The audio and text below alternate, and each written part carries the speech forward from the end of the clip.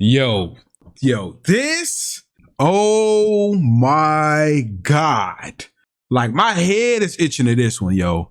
This is probably one of the wildest stories I've ever heard. Let me give y'all a backstory. I haven't even had a chance to watch this, so I'm going to be doing a lot of probably commentary, and I'm finna be finding out a lot of this stuff new, just like y'all is, right? But a little backstory. This girl named Sarah Grace, okay? She allegedly unalived her parents and nobody knew about it. She unalived both of her parents, right? And then she gave a heartfelt speech at the funeral. So they even find out what happened to the parents. She was at the funeral speaking and crying and making her TikToks and all of this, right? Basically, like, my parents gone, I meant to, crying and all of this, making a whole little sob story, everything. Then the detectives did some research about everything that it had on, and they end up arresting her for the murder of her mother and her father. So crazy. But we finna watch all these clips from the TikToks. We finna watch the news article, her TikToks, her speech that she gave at her parents' funeral, who she allegedly took their life. These kids is committing crimes for TikTok clout. This is crazy. Girl allegedly killed her parents in a case that had gone unsolved for months. That is until this week. Wow. Her parents were found shot dead inside their home in February. Their 6-year-old daughter found them. But you will not believe the next part. We sure couldn't. The alleged teen killer spoke at the funeral for her parents at their church. Although there's nothing we can do to bring them back, we still have control over how we treat people. And then let's talk about the TikTok account that we found. Just wait until I show you what she said about her family and this case on social media. We're on The Case, presented by Law and Crime. I'm Chris Stewart.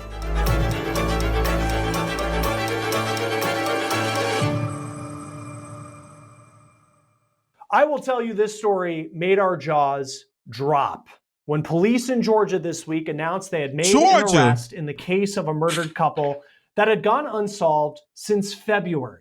Here's a picture of that couple, James and Kristen Brock. They lived in Carrollton, Georgia. It's a little more than an hour's drive south of Atlanta. This couple, they were beloved members of their community, devoted churchgoers, and they also had a 6-year-old daughter together. In fact, James posted this on Facebook on February 19th, saying, quote, "When I'm down and don't feel good, I find comfort in this little girl." Police say he was murdered within the next 24 hours of that post. Reportedly, it was that little girl, who was 5 at the time, who found him and her mom, Kristen, after they had been shot. It was on February 20th that law enforcement responded to this home in Carrollton and found the Brocks shot. They were both in their bed. This case went unsolved for months. Kristen's dad, in the days after the murders, offered $5,000 for information that would lead police to the killer. He told the Atlanta Journal-Constitution that these murders, whoever did them, quote, was cold-blooded. This week, police announced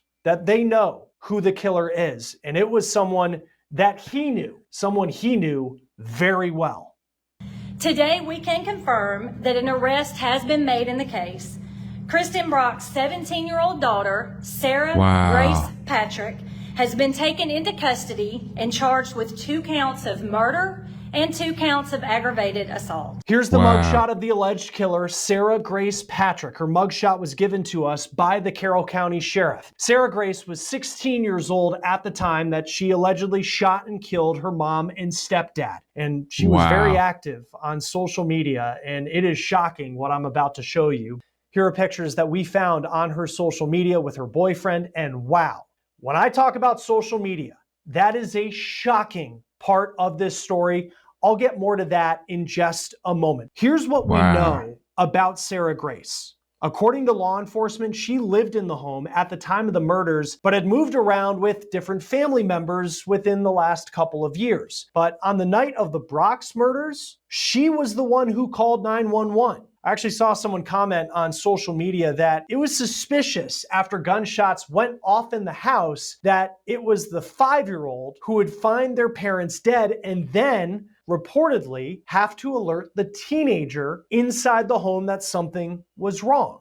Sarah Grace was 16 years old at the time that law enforcement say she killed her mom and stepdad. She's now 17. In cases like this, typically we search through Truth Finder to see if the suspect has any previous charges or if there's anything we can learn. Because she's so young, not a lot came up. I also used Truth Finder to look at James and Kristen Brock's background, and neither of them appear to have criminal records, which just speaks to that on top of the beloved members of the community that so many people say that they were. At Law and Crime, we partner with Truth Finder and we use it to get details on people involved in our stories. But even if you don't work in true crime, this can be a great resource to give you some peace of mind. It is one of the largest public record search services in the United States. And with the paid subscription service, you get access to unlimited reports about almost anyone. Right now, you can get 50% off your first month of confidential background reports. Go to truthfinder.com/OTC.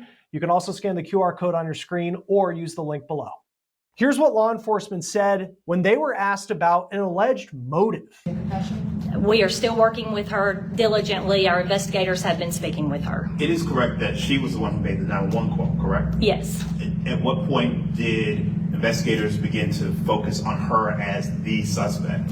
So I believe in the beginning of any case, everyone's a suspect. I think I told many of you that when we were on scene that day. However, as an investigation continues and everything ebbs and flows, like I said in my press release, mountains of evidence has gotten us through here today. Lots of processing, lots of working with our law enforcement partners to get us to where we are today that honed in on her as a suspect. As police are still searching for a reason Sarah Grace would allegedly do this, it's important to note that Sarah was public about the loss of her parents. She even spoke at their funeral. Look at this video per WSB-TV. Although there's nothing we can do to bring them back, we still have control over how we treat people. We were shocked with what we saw specifically on her TikTok. She presented herself as a victim, a young girl who lost her parents to senseless violence. But again, as you watch these, law enforcement say she's the one who did it. Look at this post. This is from March 1st, just weeks after she allegedly killed her mom and stepdad in their sleep. She posts a tribute video to them with the caption, quote, "They don't know it, but a year from now, me and my 5-year-old sister would find them wrongfully shot dead in our home and won't get to watch me graduate high school, see me walk down the aisle, and couldn't even say goodbye."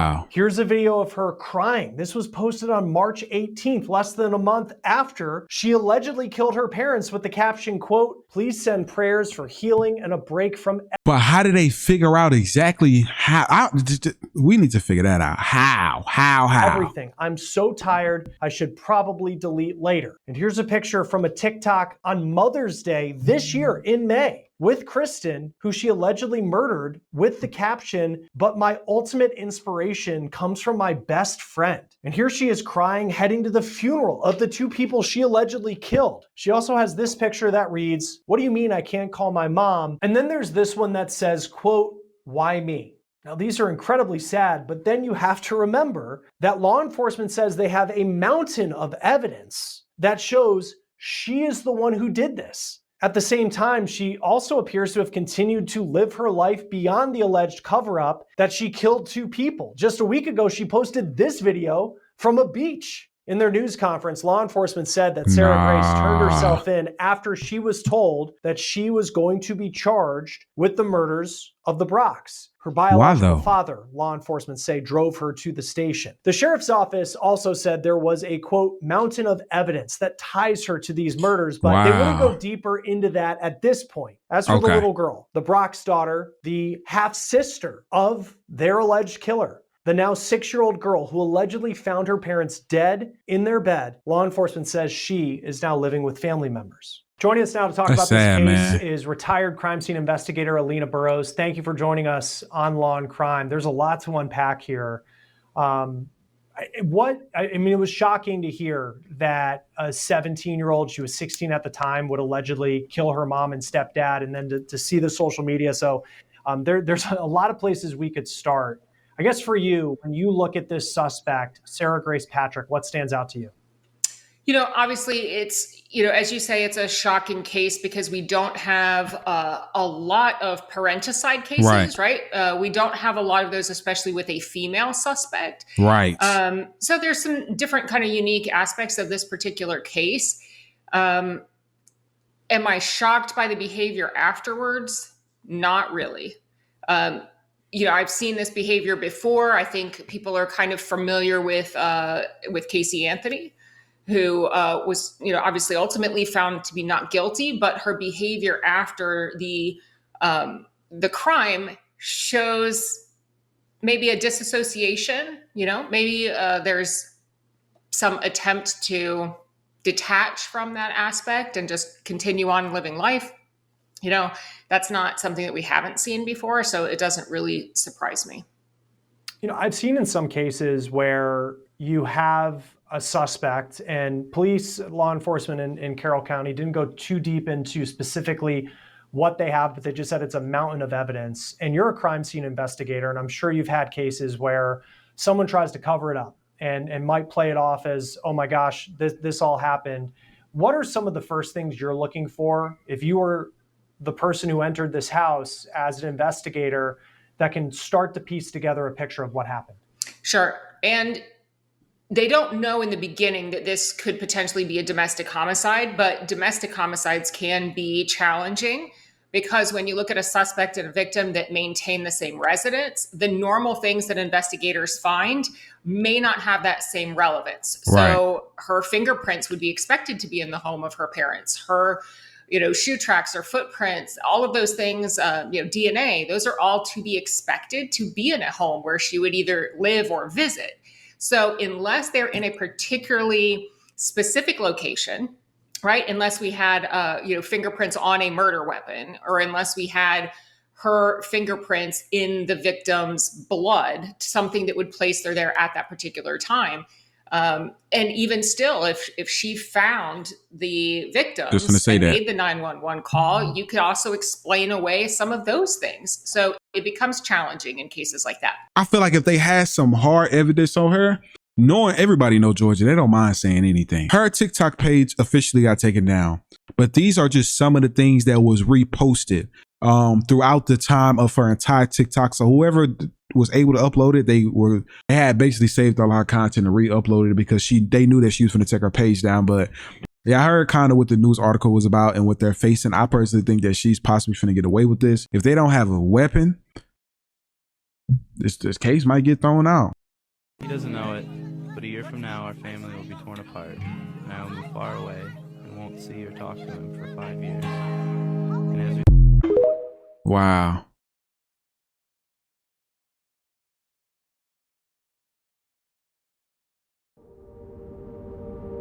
But at the nighttime, there was what's about them.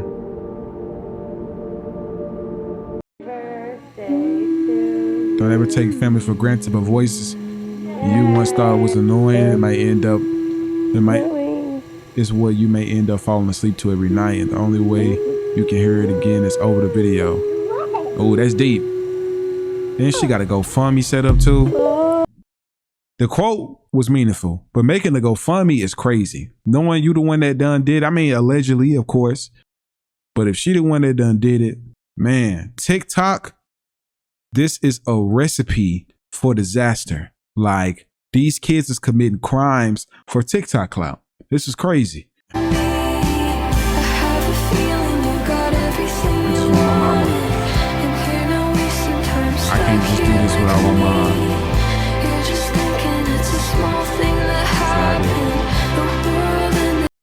Still can't comprehend the fact that I'm never okay. Her t-shirt. What are you doing? I can't call my mom. What do you mean I can't call my mom? This can't be real. I'm on my way to my parents' funeral. Still doesn't feel real, but it still stings. Why me? The world ended when it all happened to me. Yeah, this is crazy, man. I wonder if she actually started to regret it, or if this was all a cover up. The tears, it gotta be tears of regret. She probably knows she messed up. I get to feeling guilty and I think about my mom. I'm the first one in my family to see $1 million. What? Did we not just say she gotta be feeling guilty, bro? In this audio, this is crazy, bro. Oh my God. Oh my God. That is sad, bro. I wonder why you feeling guilty, man. Because you know what happened. I don't know if you know this too. She always talks about her mom, y'all. She has not said nothing about her stepfather. I'm gonna let this whole thing play out. I'm gonna take my face off the screen so y'all can just focus in on what's going on. I got her talking at her parents' funeral, so we're gonna also play that. I'm gonna take my face off the screen and just let everything play throughout. And at the end, I'm gonna leave it for y'all to give me an outlook on what y'all think. Just make sure, don't forget to hit that like button beforehand. And let's get into this and see what happened. On the morning of February 20th, 2025, deputies with the Carroll County Sheriff's Office responded to a tragic scene at 1531 Carrollton Tyus Road. They discovered the bodies of James Brock, 45, and Kristen Brock, 41, both deceased from apparent gunshot wounds.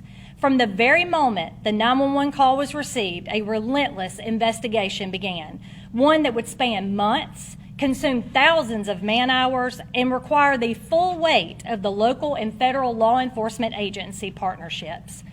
Today, we can confirm that an arrest has been made in the case.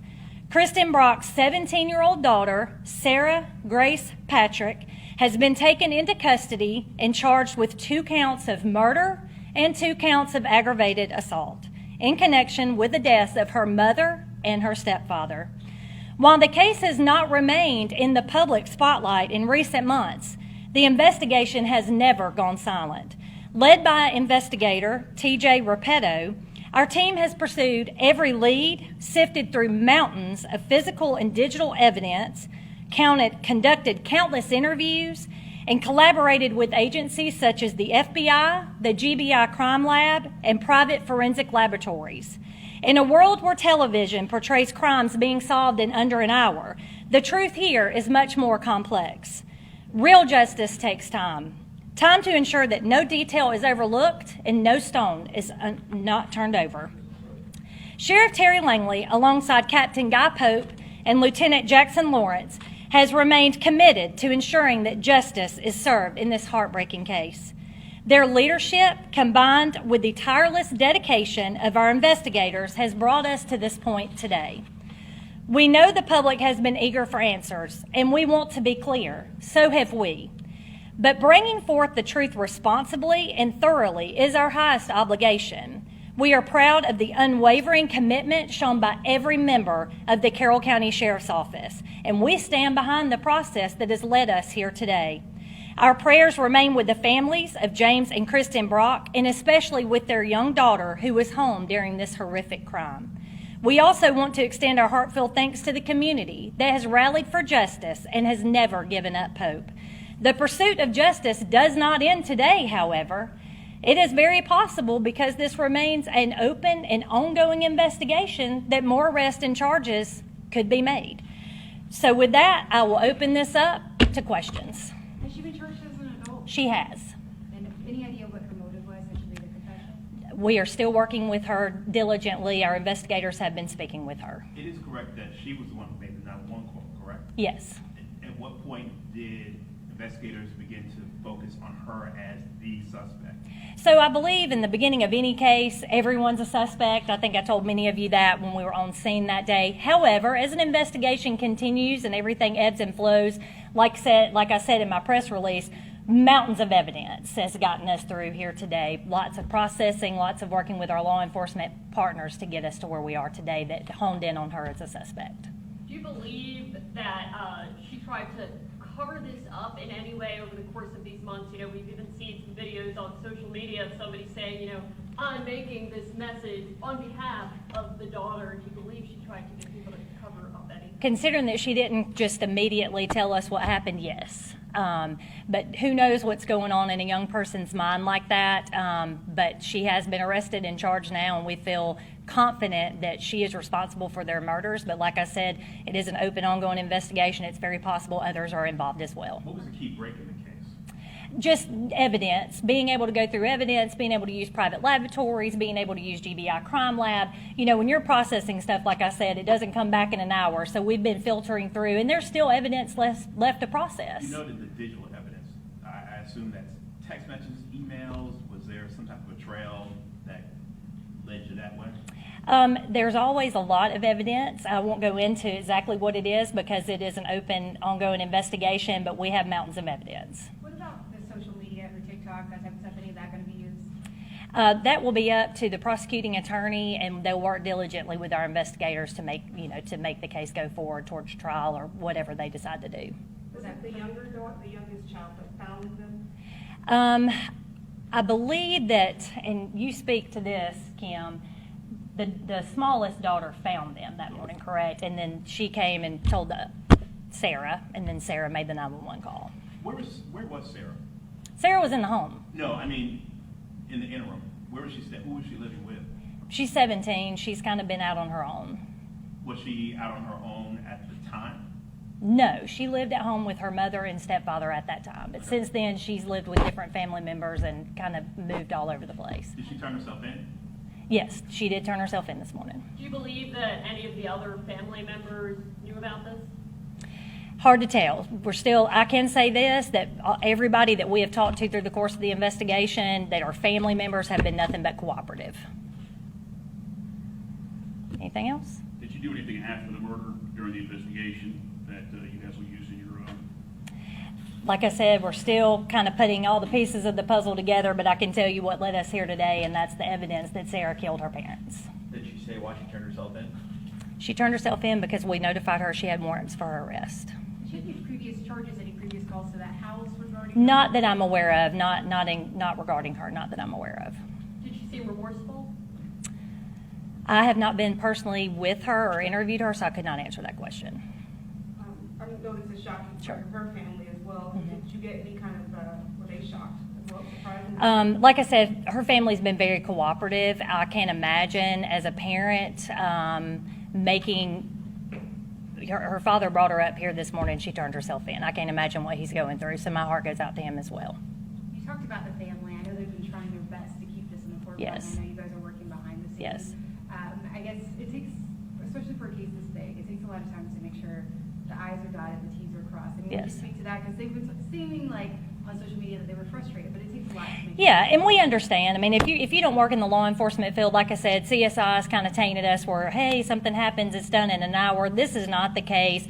I mean, and not only that, don't you want the right person arrested? So that's why it takes so long. These diligent investigators took their time. We've got the person that we believe orchestrated this and committed this horrific crime, and that was played through the part of evidence, and that's not something that's processed overnight. Do you know where the weapon was obtained from? I can't speak to that right now. Still investigation. Say that again? Younger child, how old is she? She is 6 years old now. Who has custody of her? She's staying with family. Can you speak to like just how heinous this is? Oh, it's absolutely a shock to our community. Carroll County is a great community. We very rarely have stranger-on-stranger crime here, so I would like to say that we're not a dangerous community. I know that the Tice community that this happened in, those neighbors were really up in arms, as they should have been. Like I said, this has been a process to get us to where we're at today, but we don't know what goes through the mind of a child who wants to harm their parents. So that I can't answer right now, but it is a very horrific and sad case. Was there any evidence of any type of, I don't want to say abuse, but challenges in the home? Still an ongoing investigation.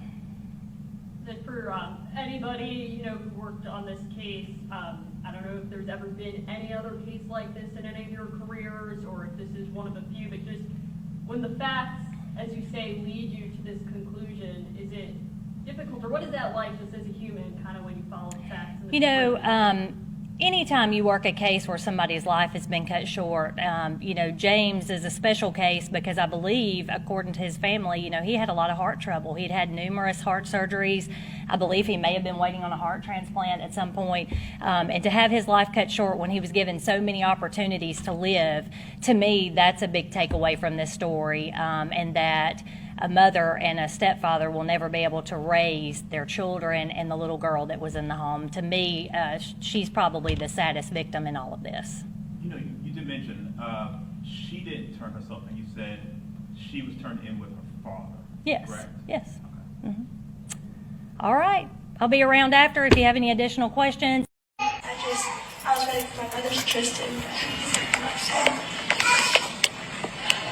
For those of you who do not know me, my name is Sarah, and I'm Kristen Brock's daughter and James Brock's stepdaughter. This isn't easy. I don't know how Ben and Angie do this all the time, but I'm really happy I get to do this. But just bear with me because I stutter a lot.